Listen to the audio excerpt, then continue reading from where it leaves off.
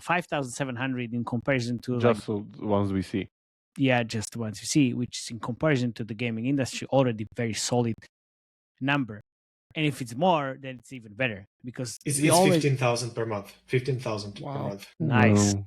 That's Okay. more than Vita Mahjong, right? No, Go it's up, not. Jakob, and put- No, it's Vita not more Mahjong is Vita? 23,000. Blockbuster. Oh, okay. Blockbuster. Okay, so Blockbuster. Bogdan, the question is like, why 15,000? It's 4 a.m. and we're rolling the dice. Matei drops knowledge made of gold and ice. Felix with ads making those coins rise. Jacob designs worlds chasing the sky. We're the 2.5 gamers, the midnight crew. Talking UA adverts and game design too. Matei, Felix, Jacob bringing the insight. We're rocking those vibes till the early daylight. Matei, UA, master eyes on the prize. Tracking data through the cyberspace skies. Felix stacks dollars like a wizard in disguise. Jacob's crafted realms lift us to the highs. 2.5 gamers talking smack. Slow hockey stick, got your back. Ads are beautiful, they light the way. Click it fast, don't delay.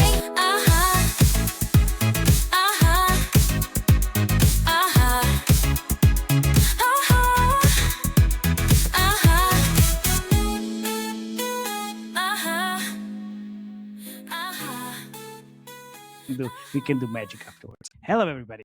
Welcome to another super special rare episode, or how do we want to call it? Because this is again a live review. We haven't been on the podcast for a while. So my name is Matej Lančarič. I'm Felix Brockberg. And I'm Jakob. We are your hosts, and we have a very special guest, Bogdan from Holywater. Welcome to the podcast. Can you introduce yourself and your company? Hi guys, I'm Bogdan Nesvit. I'm a co-founder and co-CEO of the company called Holywater. We are an entertainment network. We call ourselves as AI First Entertainment Network. We have three main products. We have a books platform called My Passion. We have a video streaming platform, which is called My Drama. And we have AI video streaming platform called My Views. We have 70 million users across all of our platforms right now. Our books platform is top 2 independent books publishing platform in the world by revenue. Our video streaming platform is top 1 vertical video streaming platform outside of China right now. Happy to be here. Thanks. Hell of an intro. Yeah. It's exactly. Yeah. That's a hell of an intro because when we started talking about having you on the podcast, I was like, because we are talking about short dramas quite for some time and for quite a lot. We had a real short episode, we have Drama Pops episode. I was like, I saw also your amazing announcement about just, fuck short drama, let's just do entertainment. Let's just go. I was like, okay, great. And then I'm sorry, but we didn't catch each other on the live actually recording in LA because I was in Santa Barbara, Bogdan was in LA. But kids happen, and usually it's not that easy to show. But anyway, thank you very much. I mean, when you talked about my books, I think like Jakub just lost his mind completely because They're in headlights. Yeah, it's like, whoa. Can you talk about like how you actually started? I think it was the book branch that you started with, and then kind of started doing all afterwards, or how did it? Yeah, to be actually a funny thing. We started from interactive stories. It was choose your own adventure game. That was our first content product that we launched. At one point, we were top 1 in the world by installs in interactive stories. Then I realized that in order to create great interactive stories, you need to find stories to basically base those interactive stories on. So we realized that, okay, there are a lot of amateur writers around the world, and they don't have any great platforms to publish their work. Publish, monetize, and distribute, basically. So we launched books platform. We started working with amateur writers. We started sourcing books. Then we started turning those books into interactive stories. And this is the approach that worked really well for us. And this is where we started forming this vision of creating an basically ecosystem of content products where we discover great IPs as books and then turn those books in different content forms like interactive stories, comic books, vertical video streaming, audio books. We are now doing anime and other forms. This is essentially how we started and how we got into the point where we are right now. That's anime, I mean manga and manhwa? Anime mostly, yeah, but it will be AI generated anime actually. Okay. Yeah, that's quite interesting. Wow. More mainstream. More like think of a reference, something that they normally publish on Netflix right now, and something that you can go and find on Crunchyroll as well. So what we see is that basically in entertainment and content in general, there are like two main trends right now that we see. The first one is it's short form vertical content. People attention span is dropping, and the second trend is AI enabled content. Basically, you can produce content much faster and more efficient with AI. So these are basically things that we are focused on right now. That's quite interesting. Yeah, I've seen a lot of generated anime recently.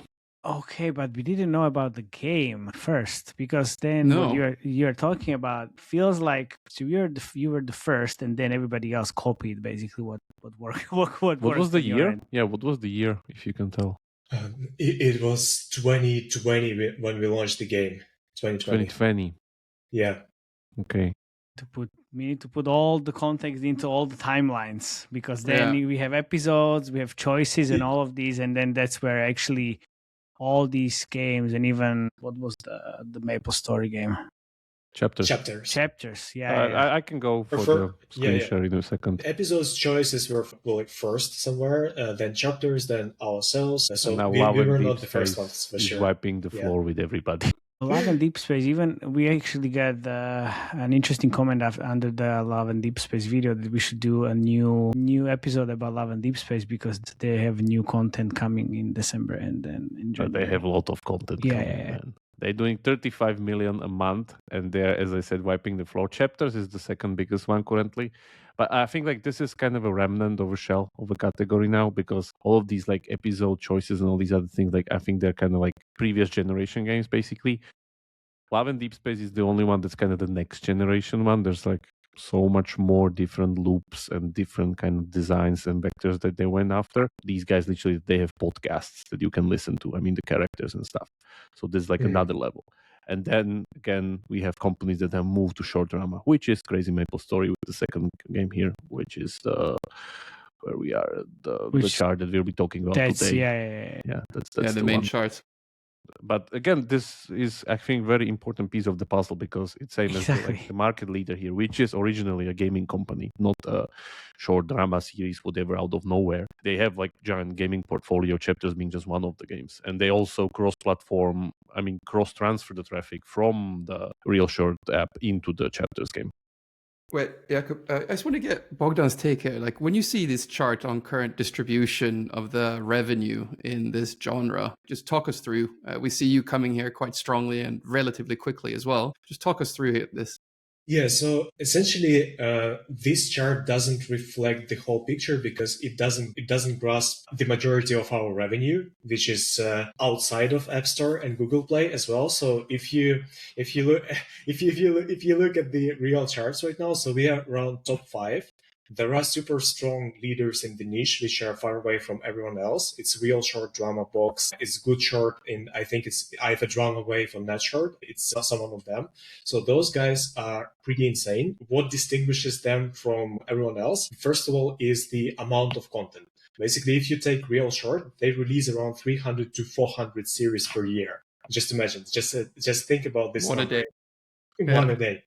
It's one a day. They essentially have unlimited user acquisition budget, and they can allow themselves like really far paybacks, like day 365 payback, which is something that companies like us don't normally do as well. So that's the main thing that distinguishes them. And I think like the main thing for other players to do to basically, if they target the leadership position, is first of all to figure out how they can match Real Short, Drama Box in terms of number of series that they're releasing. So that was the main thing that we actually were solving this year.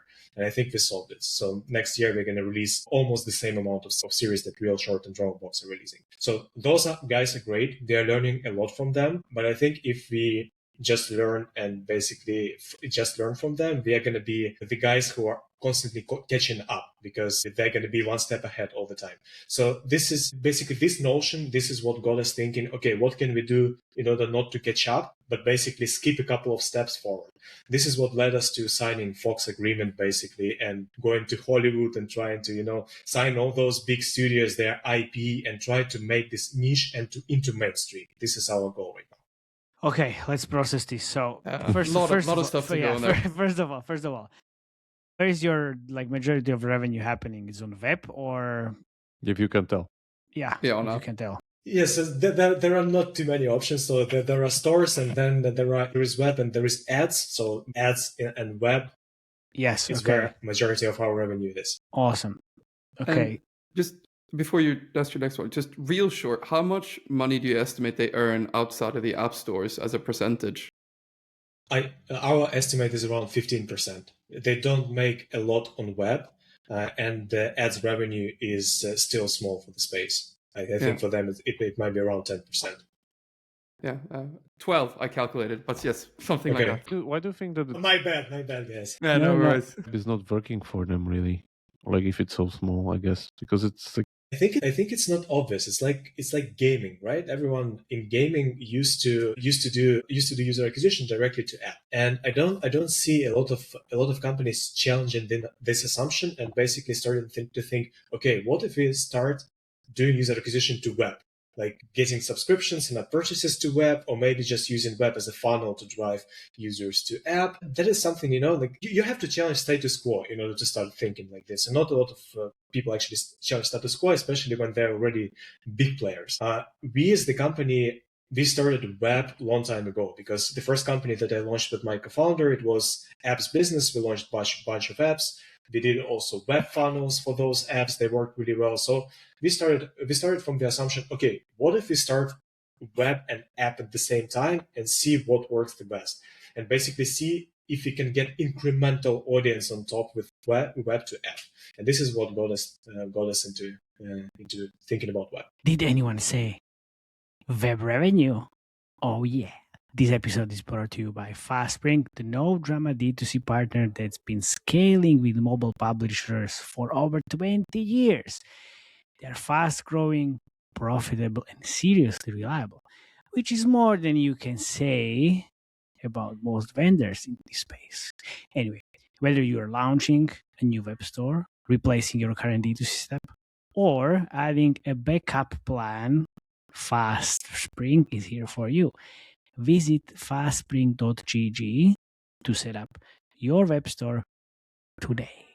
Fastspring.gg. Hello, FastSpring. Thank you very much, guys, for sponsoring this episode.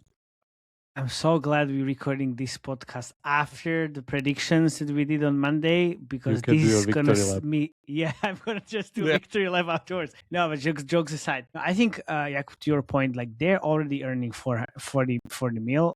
They're already big. They don't really need to be as scrappy and just earn. They don't think about it in this way because they don't need to, because they have unlimited money.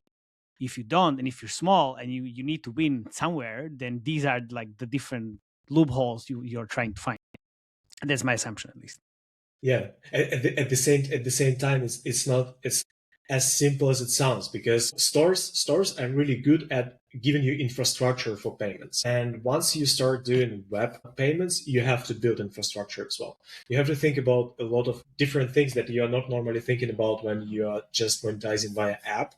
So it's like launching a new company, a new project, basically. So it's challenging as well. So I'm not sure that all the companies need to think about web.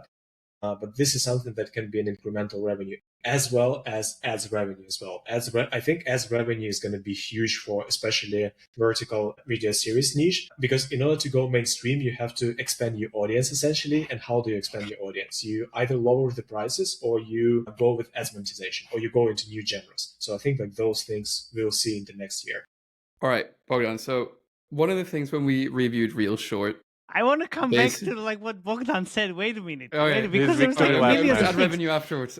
Millions of things, exactly, millions of things. Because then you said you solved basically the content pipeline with IPs and Fox and all the stuff. Like, unpack this, please. And where is the AI element in this?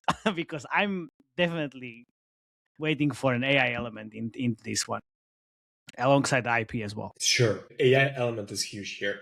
Let's start first from quantity of content. Like this is what we were solving. So basically the notion that I'm proceeding from. First thing that we did, we analyzed revenue per series released, like average revenue per series released, us versus all the competitors on the market. And we found out that our revenue per series is the highest. This is what we know.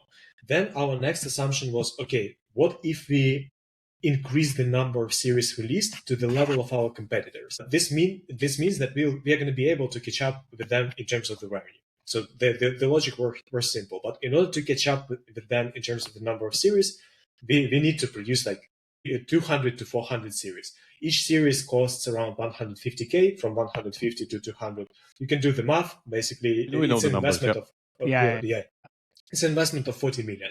This is something that we cannot afford at this point. We couldn't afford at that point. So I started thinking, okay, where can I get that content? And my assumption was, okay, there are studios in Hollywood like Fox, Warner Brothers, NBCU, and others. Those studios are hungry for a couple of things. They're hungry for audience where they actually spend time, and audience spends time on socials, on social media, and this is where those studios are not present.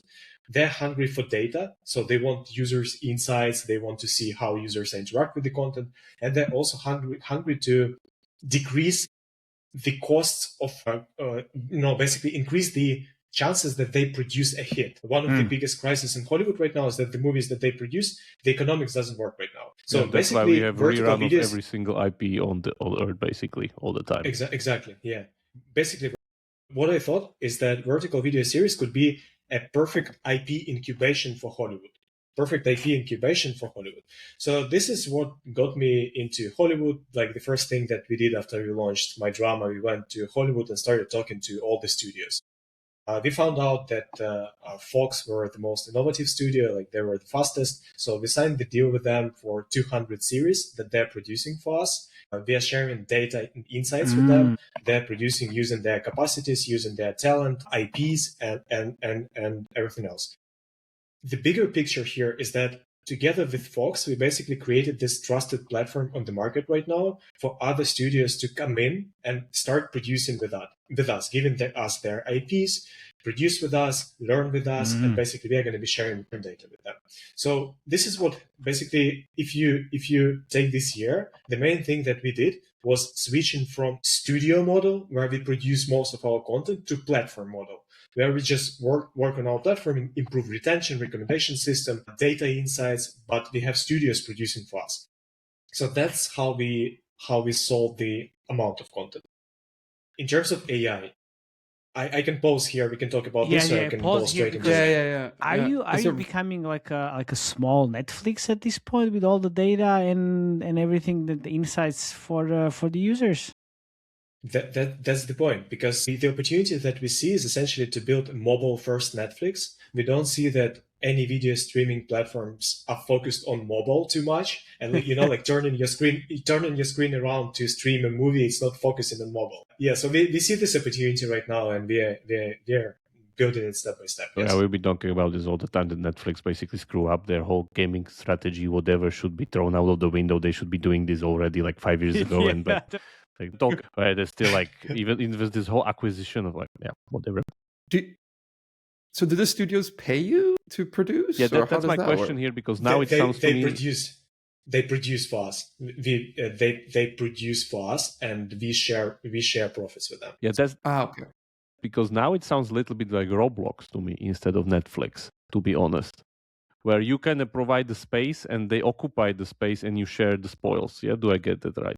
We're going to get to Roblox a bit in the future when we start talking about AI, because you're spot on about Roblox. Nice. Yeah. That's the best platform currently on the market. Yeah, I mean, like user-generated content, which is like, this is not user-generated, let's go studio-generated. But still, we'll get to user-generated as well. You're spot on, actually, yeah. Can you tell a little bit, like, what's the difference between, for instance, like Real Short or You regarding this platform model? Like, is there a difference even? Like, do I get it right? The different Real Short being the market leader, just saying, we have the review on the bot, so if you want to see it. Yeah, I think it's more like comparing maybe two streaming platforms. Like I don't know, like comparing, for example, Disney streaming platform with HBO. Mm-hmm. So basically, there is not a lot that you can do for your platform to differentiate apart from building different superior content. recommendation system. Yeah, it's about content. You're right. It's about content. So in terms of our strategy right now, what we are doing and what we see our competitors doing a bit less than ourselves right now, we're experimenting with variety of genres. That's the first thing. So we believe that not just drama. It's funny that I'm saying this because our product is called My Drama. It was one of my biggest mistakes to call the product My Drama because we are going to have to rename them. Yeah. And renaming is always painful. So right now we're expanding genres because we believe that any genre can work within this space. It's just a new form of entertainment.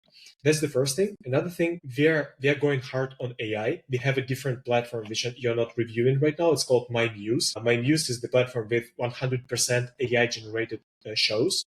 Is it you on can web? maybe download it. You can maybe also show it here. So on My Muse, we are basically, it's 100% AI generated shows. We created an internal tool. It's like a front end wrapper around Sora, VO3, Kling, and other models. And we created a workflow to generate films, basically. And we are generating films for our My Muse platform. And the best AI generated movies would then go and turn into live action movies for My Drama. And is it on a separate account as the Holywater one? Yes, it's the separate account. What's the name of the account, if you can tell? My Muse. My and Muse is as Muse. Oh, My Muse. My Muse. Okay.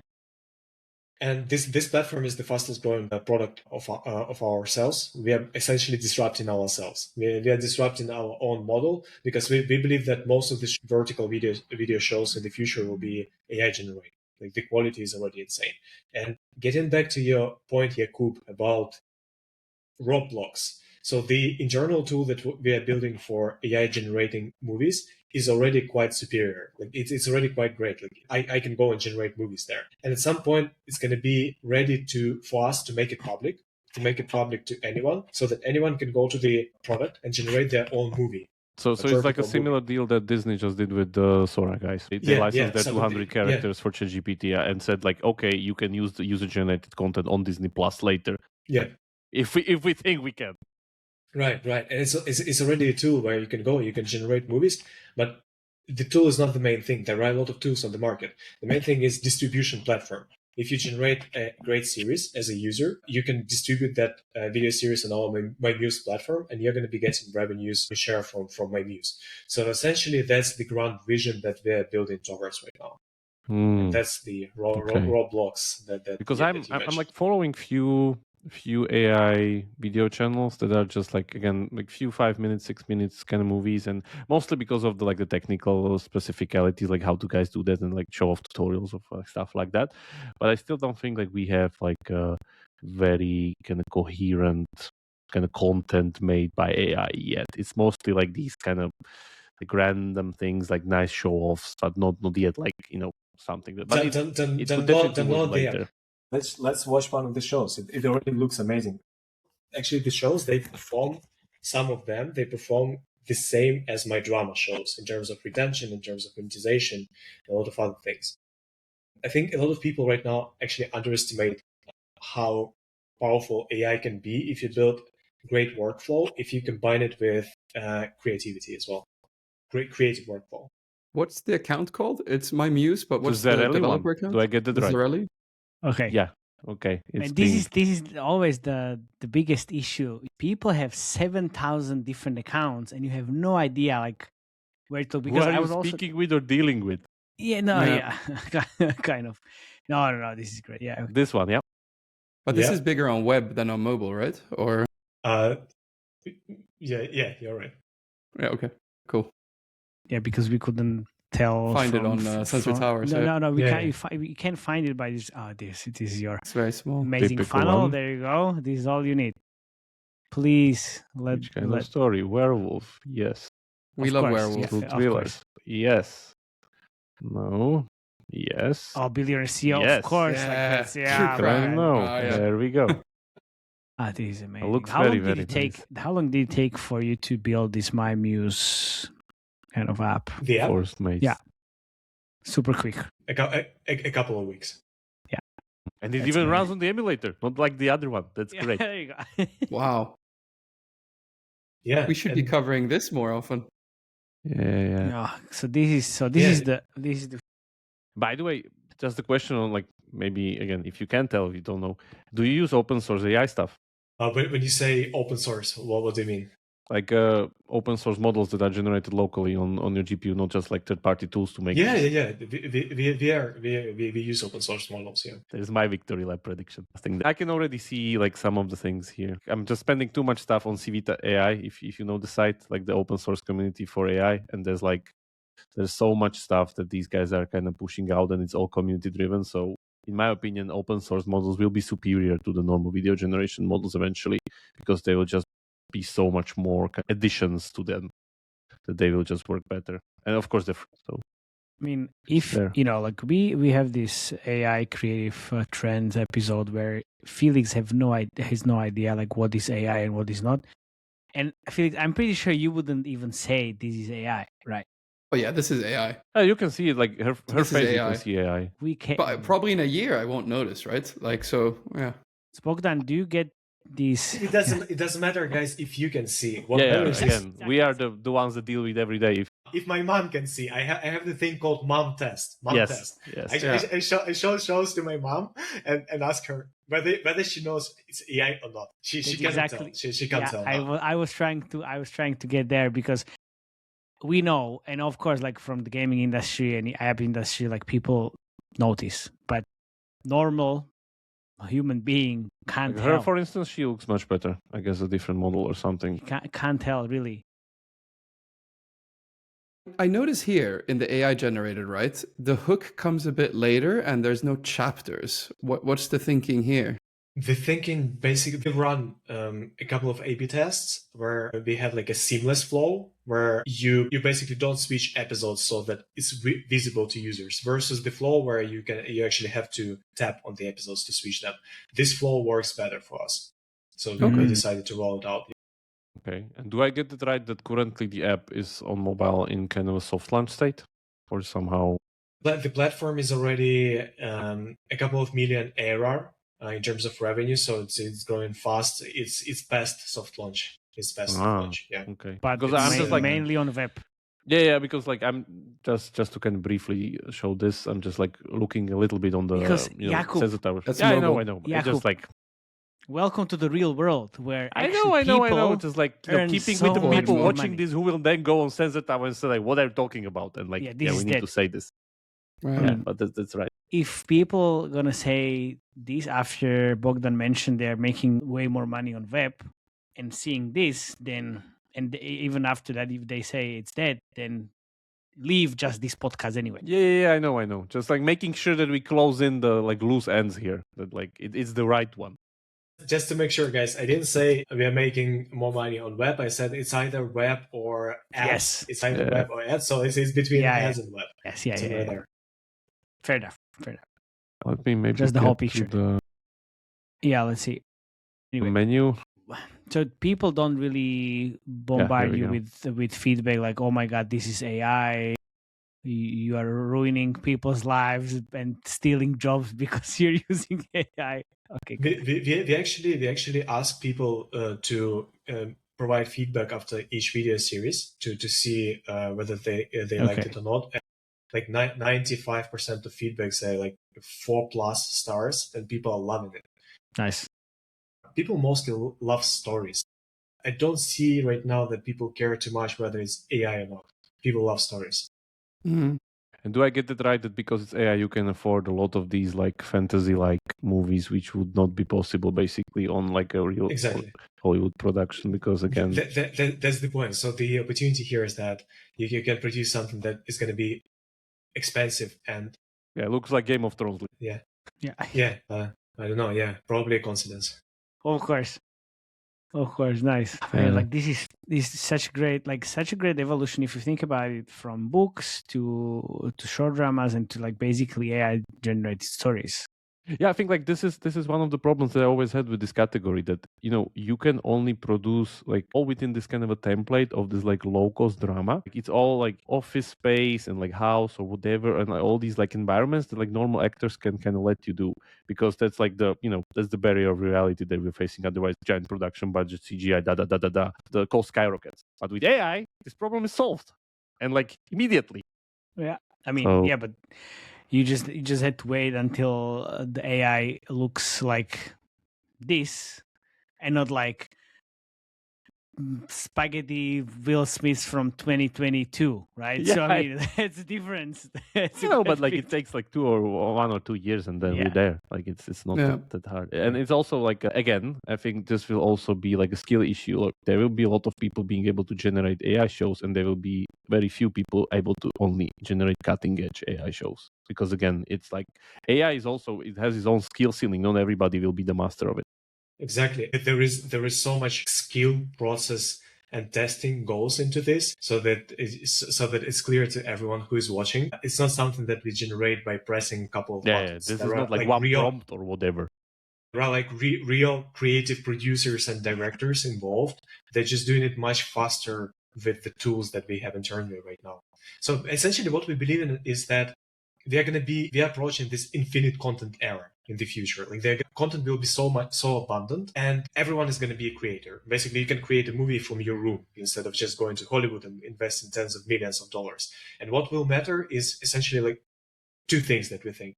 The first one is IP, whether you already have great IPs or you're able to generate great IPs on scale, and distribution. So those two things, that's something that we are focused on right now. Wow, it's impressive. I think that we finally leveled up the category because we stopped looking at it and finally looking where it goes, not where it is. Yeah, exactly. Jakub, can you exit the show and just go to the store here? I just want to see how it looks different than this one or the My Drama one? This one. This one. I just want to see how the store looks, because we noticed on My Drama that you have the ads. We'll get to there after, but you also have a store that looks a lot like a game, right? It's a game store. That one. Yeah. Here you go. Scroll down. We come from gaming. We come from gaming background. Yes, it works. Yeah, I'm guessing it's also here. A little bit different. There is so much potential, so many synergies between gaming and what we call short drama right now. I hope that the market will understand this soon. And some of the companies actually already getting this. I mean, gaming companies. Do you know of a competitor already of yours in the, I mean, like AI short drama stuff? Is there one? I believe that there are some people trying to do something with that. I don't see that anyone is already like making money and past soft launch stage. But I even know a couple of gaming companies that are trying to basically AI generate shows. They got inspired after conversations with us and tried to basically generate AI shows as well, because like what I see right now is actually it's an amazing trend. Like a lot of gaming companies, especially public ones, who are not doing that very well right now, they're trying to reimagine themselves, and they're actually exploring short drama, including AI generated one. Why? I haven't seen like the one with like this robust, let's say, app with like the framework and you have a template. You just plug it in. Yeah, again, that's there. And the other thing is that most of the stuff that I see is AI companions. Like I think that's the primary usage of these like AI narratives. It's like AI companions basically, and the mainstream games are also going against it. I mean, like Grok itself and Elon and all these other guys, they're gonna go after this. I think niche already in like start of next year. That's the vision. We started like companions a couple of years ago. That's the vision. You basically create this like content universe where you created one IP like a book, then you turn book into a video series, then you start doing AI companions, then you do podcasts with those characters, then you have music album written by AI as well. Playbook basically. That's exactly what they do. Like they have like WeChat integration, they have their own podcast, they have their like own super whatever. It's even older. It's even older, Jakub. If you Google Disney strategy, like Disney strategy poster, it's an amazing thing. It's like a if you can find it and share the screen, I think I'll just explain because you actually your point was great about this AP strategy. Disney strategy poster. I think I have there it should here. be a black and white thing. Black and white thing. Oh, this one.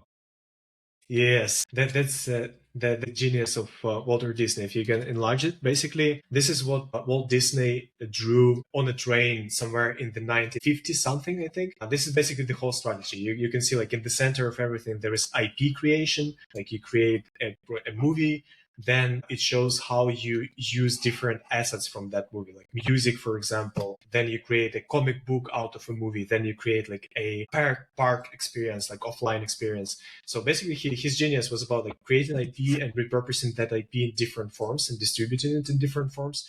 We are just building this, but for current consumption habits and for with current technology. Yeah, but this was 1917 or 19 whatever.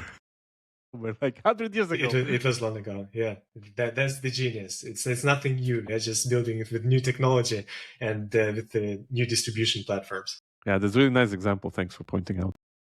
So, I mean, my yeah, head like just my exploded. jaw. While I pick up my jaw, right? Because this has been really impressive, right? So I'm an ad mon guy, right? So I work in ad monetization. A lot of conversations I have with people is how ads take away from experience and basically cause retention to drop. You guys on My Drama, you have 7 rewarded ads that you can watch every day for coins. Talk a little bit about that, and then I'll tell you what my estimate is of your daily ad revenue. Yeah. So the first thing that comes to my mind when you ask that question is that we are underutilizing ads so much. They believe that ads can be, I don't know, like 50% of our business, but it's not right now. And yeah, because if you look at the evolution of short drama in China, for example, they started there with in-app purchases monetization first, and then they transitioned to ads monetization. Like most of short drama in China actually is monetized with ads right now. I think this is what we are going to see in the United States as well, because essentially it will help you to expand the audience and target the users who are not ready to pay for subscription in-app purchases. And I think that the industry will be pressured to do that because we are already doing this and other players are already doing this. It's just a matter of enough content for that.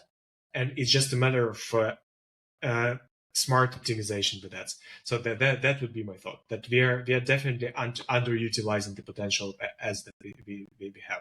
So how do you go about testing this to begin with, right? So the cap right now is 7 per day. Is there any testing that goes into there or any segmentation that you do where you give more rewarded ads to some users, or what's the thinking? Yeah, we are running up A/B tests constantly. At any month, we can run tens of different A/B tests, including monetization ones. So we tested more ads and less ads as well. This is the most optimal number that we got to so far.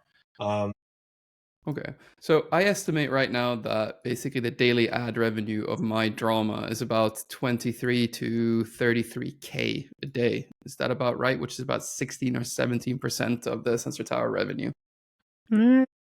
It's a solid estimate, but I'm not sure that that's the range. You don't have to, don't worry. You don't have to answer. It's fine. Yeah. Ads is one of the most important point on our agenda right now. We believe that right now, if you think about our 2026, for example, the year, we allocate a substantial amount of monetization for ads. Like we think that by the end of the next year, we're gonna have 50% of our revenue from ads monetization total. Mm-hmm. Very cool. So you're gonna test all the ad formats then? Yeah. And do you think? Do you think it's, if you have more content, people are going to be more forgiving to just watch ads to unlock more content because there's already so much of it? Then they're going to be like, it's fine, instead of just pushing the in-app purchases? Or like, what's the kind of like reason? More content will mitigate the hit of ads on retention? Yeah, pretty much. I'll give you some data here. No bullshit data. Maybe a little bit of bullshit because I checked the data 1 month ago, so it would be like 10 plus minus 10%. So we have another app. I won't say what it's called, but it's the app where we monetize all of our series with ads. We specifically launched it separately to for it to be a sandbox for us to test different monetization options. And what we see there a couple of insights. The first insight is that the films that don't monetize well with subscription and in-app purchases can be monetized really well with ads, because the bar for quality of the story is much lower with ads. That's the first thing. The second thing is the session duration is insane with ads. It's around 1 hour and 15 minutes per session with ads monetization, which is higher than TikTok. which is higher than TikTok. They literally watch the whole movie, basically. Yeah. Yeah, exactly. And in terms of you asked the question like how ads impact the retention. We are running this control, we call it control cohort, where they don't see any ads at all. Like there is this 5% of people, they don't see ads at all. So they just look at their metrics, and ads drop the metrics by 15%. I mean retention mostly. So it's even the not rewarded that much. ads. Yeah, even the rewarded ads. It's interstitial and rewarded at the same time. So we run both of them there. Okay. Yeah. Okay. So it's not that much. It's the matter, like what we realized is that it's the matter of quantity of content. We see that we can scale that app insanely, like more than My Drama and our other apps, if we had much more content.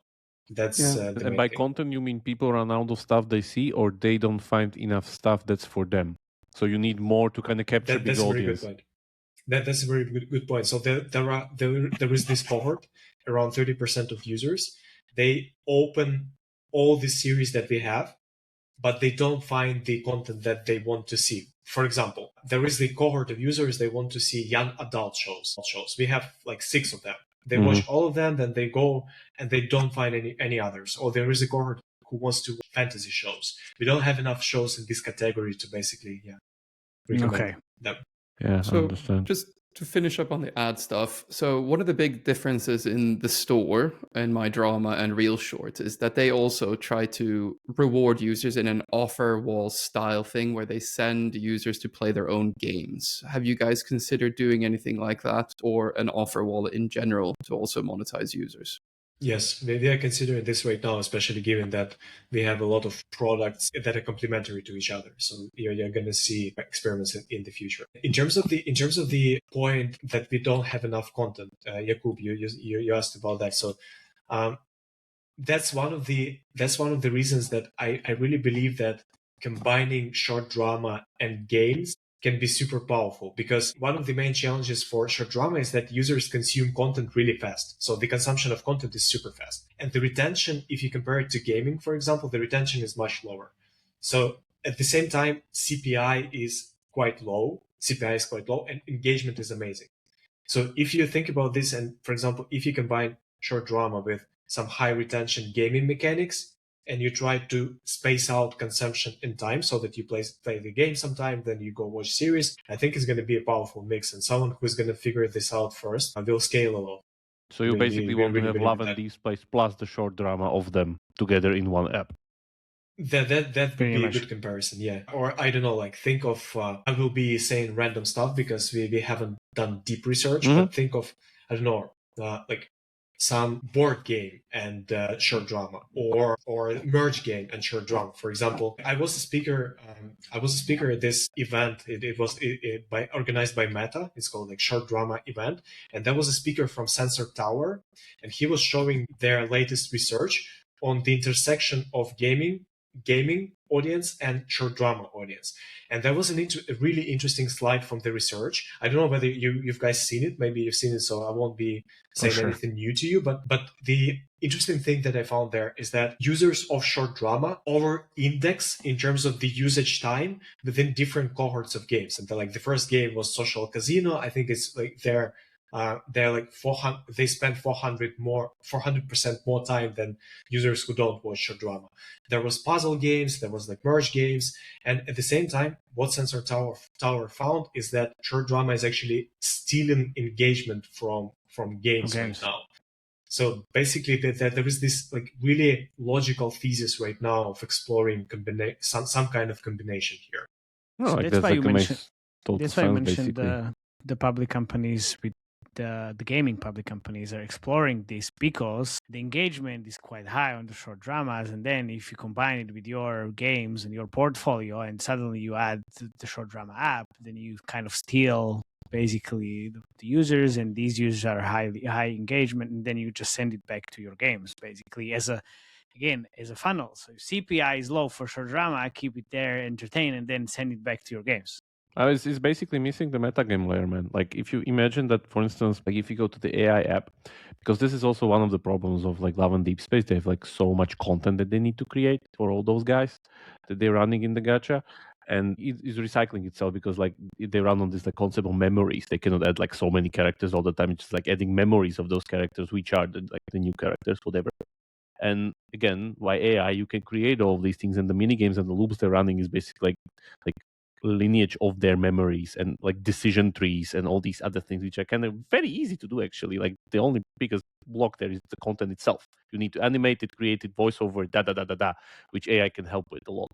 Yeah, to your point, guys, and you know, like the first thing what we started thinking about when we launched My Drama is that what will happen if we combine interactive stories, like choose your own adventure game, with vertical series, like not two separate apps, but in one app, so that, for example, you play, but then you watch video series. And we actually ran experiments, but the experiments was very, I don't think it was very thoughtful experience, because you essentially combine things with two things with lower retention and with low CPI instead of combining one thing with CPI and lower retention plus super high retention but high CPI. I think like you have to find that combination. Yeah. I mean, look, Jakub, I can imagine the, let's say, match 3 game. You run out of the lives. Instead of going to another match 3 game, you go watch a short drama, and then you go back. It's all about the meta hooks, man. Like people will do whatever they want them to do. You just need to find like, let's say, sustainable core to kind of keep them running. I mean, and then you just put in the meta. Like we have these things. That's what I would say. Are we not talking about the sophisticated onboarding, which is the Carnival Tycoon stuff, which is King Shot, great for people. Exactly. So now, instead of using Thronefall in 4X, you just use short drama onboarding and then just keep them entertained, and then just shovel them with 4X. I mean, now we see quite GTA Vice City to be like the onboarding now for social casino, like that's what's happening on mobile side. So why this shouldn't happen? Like it's just a matter of time basically here. Yeah, so the interesting question here, I guess, from hearing what Jakub is saying, to bring it all together. So you're talking about basically keeping all users in your funnel. So I have to ask then, since you show 7 rewarded ads a day or users can see them, what do you block? Because that's a leakage in your whole pipeline, right? When you say leakage, what do you mean in this basically case? People pay competitors. Like, who do you block? We block competitors. Okay, all of course. Yeah, no, not essentially. I don't think we can block all competitors because every single day, like 5 or 10 new short drama apps pop up, so we cannot block everyone. Fair enough. I guess the top ones. Yeah, we block the top ones. Getting back to gaming as well, I think another big opportunity is using short drama as user acquisition vehicle for gaming, because one of the evolutions in China of vertical series is that they monetize, like there is ads monetization and there is branded content. When I say branded content, I mean like vertical video series about, I don't know, McDonald's or about any other company. So it's like the vertical series about like a couple that meet at McDonald's, they do something there and stuff like that. So essentially you're natively promoting product McDonald's via, yes, but it's integrated everywhere. And I think it's a huge opportunity for gaming. Like imagine, I don't know, like Scopely, their Monopoly Go. There is a vertical video series about Monopoly Go, and vertical video series are getting so many impressions. Like we are generating around 3 billion impressions monthly right now on socials. Like imagine that amount of impressions for the game. So the opportunity here is amazing. Like I hope those gaming companies that innovate fast will start doing here something. I think like the synergy is amazing here. No, sounds very interesting. I have one more question regarding the content, I guess, before maybe you guys have some other stuff. I haven't noticed this within competitors, but do I get it right that you run these kind of gold exclusive shows, like exclusive, like really behind paywall, like not like unlocked later? Yeah, it's normally shows like there is this thing called like first window monetization in content. We normally monetize like it works as a premiere. For example, like a movie just comes out. You can if you go, for example, to, I don't know, like Apple TV.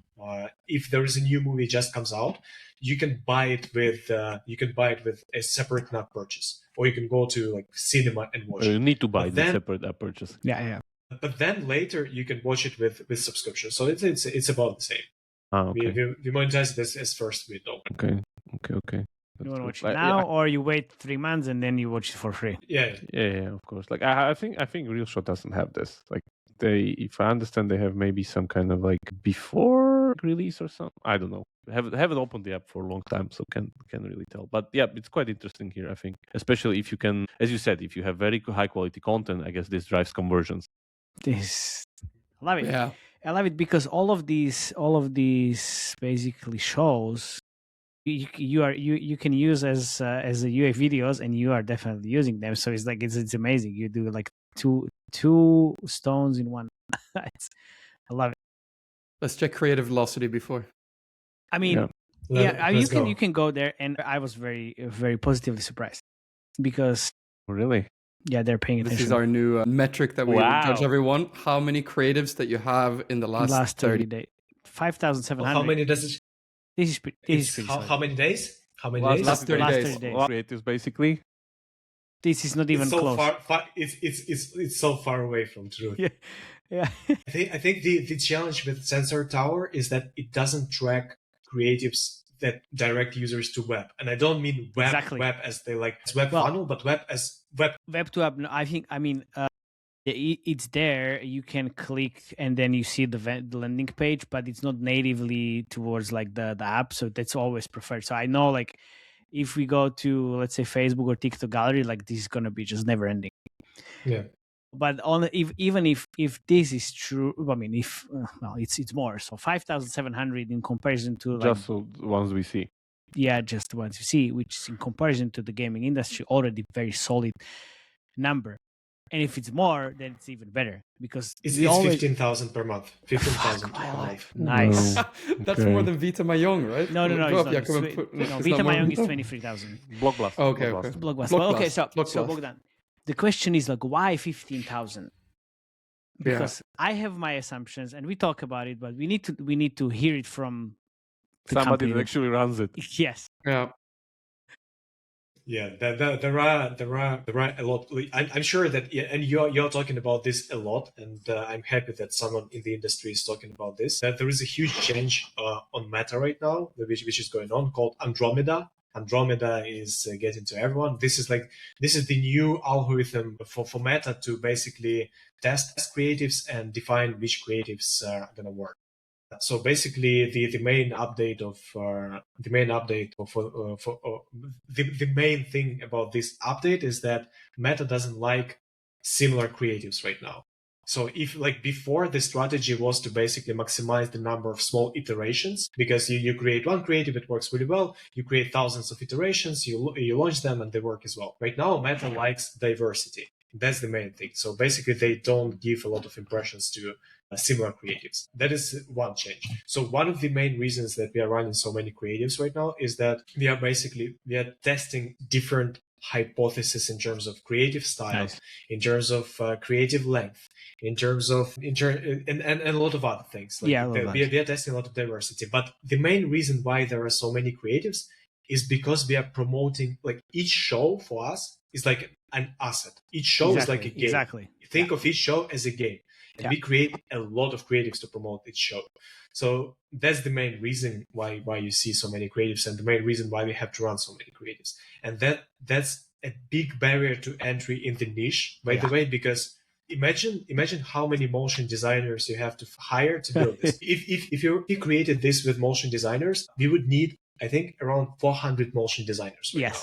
Sounds like the good number of Whiteout Survival in the top 4X games that we talk about. Sounds about right. But we built our internal AI tool, which basically creates most of the creatives right now. Yeah, that's my question here. Do I get that right, that all of these creatives are basically parts of the movies and you don't create specifically content for marketing with the actors? We create this content for marketing, but we call it marketability, and that marketability is already part of our shows. So basically, on the stage of script writing, our creative marketing managers, they already insert the scenes that they need on marketing creatives. That's what I wanted to hear. This is very, very important. So the shows are already made with marketing in mind. So there would be this whatever controversial scene that we're going to use for creative, and we already slot it into the movie. Yeah. It's the ideal show. The ideal show is just a lone marketing creative. Yeah, exactly. That's the whole secret. Amazing. The whole show is the lone marketing creative. Like the measure of success of the show is that when our creative managers don't need to do anything. They just take the show and they say, that's something that we are going to just run. We're just going to cut that in episodes and we are just going to run it on Facebook. Okay. Perfect. That's what you need. That's what we also wanted to hear. This is amazing. This is perfect. But yeah, like that's what you need to do there now. There are so many nuances, guys. There are I like know. AI generated scenes. There are like you can create a story from different series in one creative. Like there is a lot of it. Yeah. So do I get it right that this is the biggest creative variety we have on the pod yet?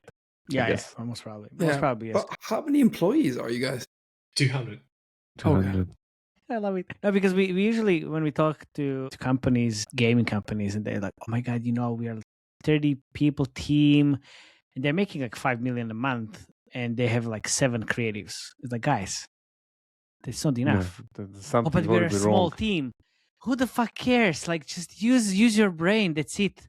Tools, external parties. They're probably running traffic on Uplavin and other networks, right? Where one creative can live for a long period of time. That's true. But you started also kind of Uplavin and Mintegral and like some other networks besides the TikTok and then Facebook always. We are definitely running those networks. They're performing okay, but they're not our main traffic source. I mean, for obvious reasons. You basically.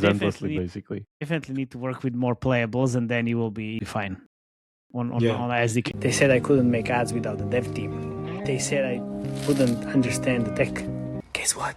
I just made a fully working, gorgeous tap to play while eating noodles and watching trash TV and taking care of my daughter. All thanks to Playable Maker. No code, no stress, no cheap Sherlock. Yeah, that works. That's true. Anything else you wanted to say here, Mate? Now, I'm just blown away since we've been talking for an hour, right? Yeah, I'm blown away since the minute 20, or maybe minute 10. I was like, that's so fucking hell. This is awesome. No, she's like, I think every single one of these games that we review should hear just this marketing segment of like how it's done. I'm gonna clip segments. Like literally, like no, you don't do this. You do this. Go. Yeah. Let's watch this. Yeah, I'm just gonna clip it. And this is amazing. That's great. So, like, what's the 2026 for you guys? Like, how does that look like? Because from what I just heard, it's gonna be fucking amazing, and it's gonna be huge. Yeah, I mean, every year is amazing. Like for us, for me, every year is like managing a new company. Every single year, at the end of the year, I say that I manage a new company. It just looks so different. I think like next year, what we're gonna see is that we're gonna see that we are turning into this go-to vertical video streaming platform for the studios, for the big studios from Hollywood. That's one of the things. We really believe that we can build synergy there. So that's one thing. We are gonna capitalize on our partnership with Fox and other studios as well. Our hope is that we will be able to expand genres to male audience as well. Male audience is now super small for vertical video series, so we're gonna get there and expand our audience. I believe that we're gonna make a lot of progress in AI. The traction is amazing, and we're gonna continue putting focus there and developing our internal tools for content generation. That's another thing. And I believe that you're going to see our first experiments with combining vertical series and some game mechanics. I really believe in that. It's going to be either with some gaming studio, or we're going to do it ourselves. We know how to do games. We are not the best at games, but we know how to do them, how to make them. So this is something that you're going to see, and probably you're going to see some new content forms from us, like anime and maybe something else. Let's just finish on that. Wow. Oh, man. This is one of the best episodes we're recording. Yeah. Thanks very much for sharing a lot of insights. We learned a lot today, definitely. Oh. Thank you, guys. You said no bullshit, right? Exactly. No, perfect. Yes, very good. Thanks. Thank you very much for coming. And also, the listeners, thank you very much for listening. And if you have any questions, ask them in the comments or just join the Slack channel. Bogdan, if you want, you can leave your email or contact details so they can ask you, or if they want to work with you guys, produce content or anything, we'll put it in the show notes. Yeah. I'm happy to share. Yeah. Awesome. Happy to share. Thank you very much, guys. See you next time, and please stay. Don't leave yet. Don't leave yet. Thank you guys for inviting. Thank you. Ciao.